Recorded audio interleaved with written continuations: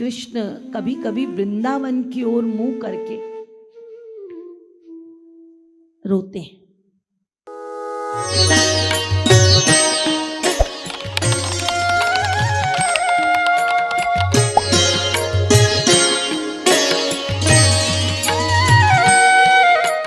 तत्कर्म हरितोषम यत्, मेरा कर्म कौन सा होना चाहिए? मेरे कर्म वो नहीं जो मुझे जन्म मृत्यु के बंधन में डालें। मेरे कर्म वो नहीं जो मुझे स्वर्ग दिला दे। तत्कर्म हरितोषम यत्, जिससे मेरे गिरधारी संतुष्ट हो जाए वो मेरा कर्म। इसी को कहते हैं शरणागत कर्म। नैवेद्य ये है, जो तुमको हो पसंद वही बात करेंगे। तुम दिन को अगर रात कहो रात कहेंगे। और ज्ञान क्या है? सा विद्या तन्मतिर्यया। मेरा ज्ञान क्या है? प्रेमी का ज्ञान क्या है? प्रेमी का ज्ञान है कि मुझे वो ज्ञान प्राप्त हो, मेरे मस्तिष्क में वही ज्ञान सदा बना रहे, जिससे मैं अपने प्रेमास्पद को कभी भूलू ना। सा विद्या तन मतिर्यया, मेरी मति उन्हीं में जुड़ी रहे। ये प्रेमी का ज्ञान है। अब यदि धर्म कर्म करने वाला स्वतंत्रता ले लेगा तो स्वर्ग की ओर चला जाएगा। यदि ज्ञान वाला स्वतंत्रता ले लेगा तो मुक्ति की ओर चला जाएगा। लेकिन यदि धर्म और ज्ञान दोनों को स्वतंत्रता ना दी जाए और प्रेम में बांध दिया जाए तो आप परम सयाने कहलाएंगे। अस विचारी जे परम सयाने, मुक्ति निरादरी भक्ति लुभाने। भक्ति की, प्रेम किया तो है मुक्ति। कर्म आदि सब हाथ जोड़कर नौकरानी जैसे सामने खड़े हैं। हमें सेवा में ले लो, हमें सेवा में ले लो।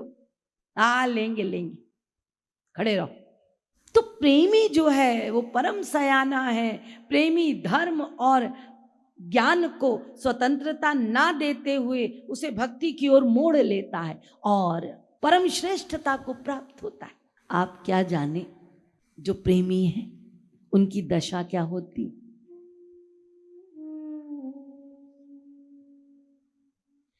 उन प्रेमियों की व्याकुलता को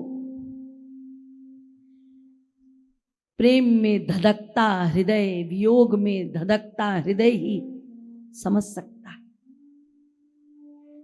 हम आप नहीं, हम आप सुन सकते हैं।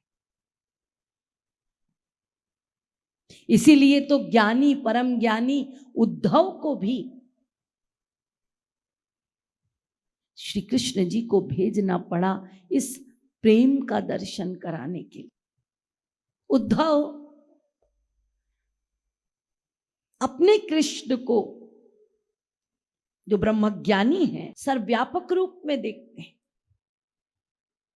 वो कृष्ण को देख रहे हैं लेकिन ऐसा ही नहीं मानते ये मेरे सखा हैं, ये मेरे प्रियतम हैं, ये मेरे रिश्तेदार हैं,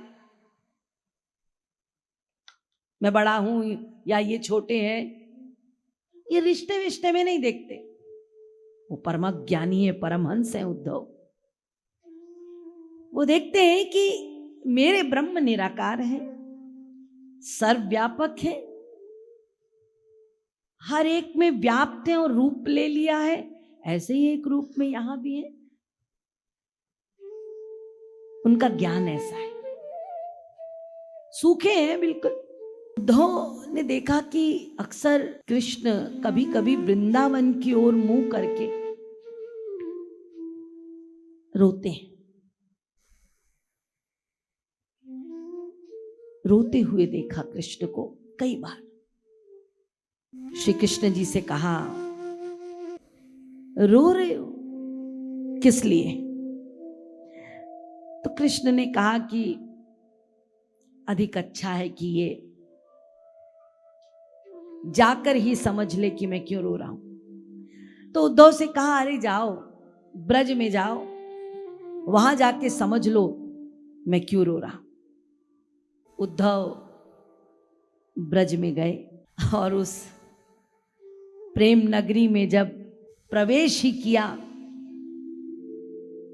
तो देखा कि वहां तो वृक्ष, पशु, पक्षी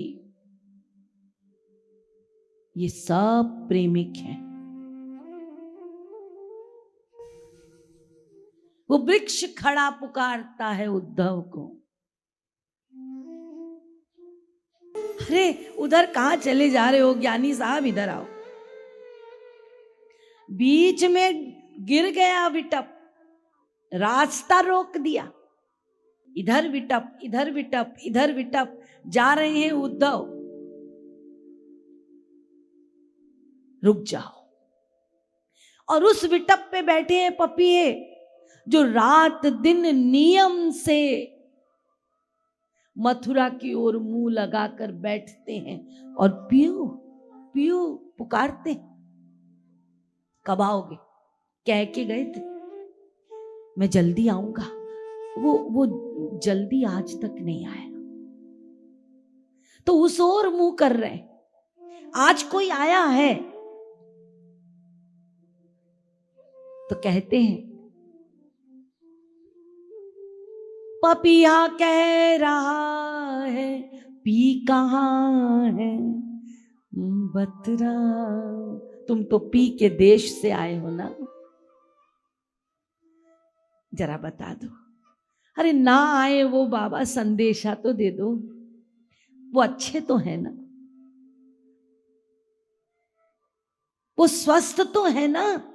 यदि हमारे पास आने में उन्हें कष्ट होता है कोई बात नहीं, वो ना आए, लेकिन उनके बारे में कुछ बता तो दो।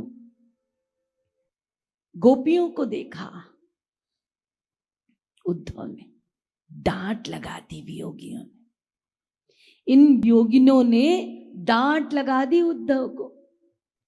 उद्धव प्रारंभ भी ना कर पाए कुछ, उसके पहले कह दिया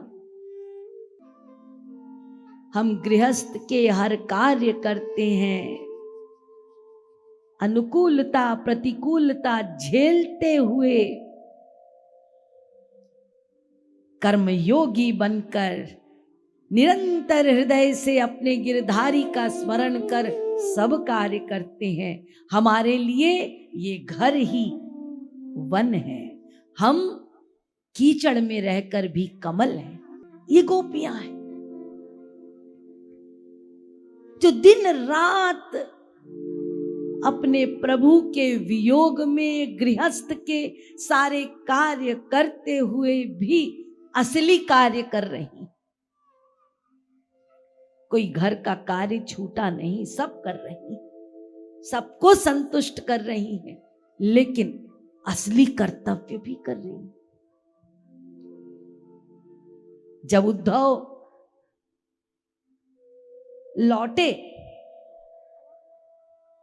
तो जब गए थे तो कृष्ण से कहते थे, कृष्ण तुम क्यों रोते हो?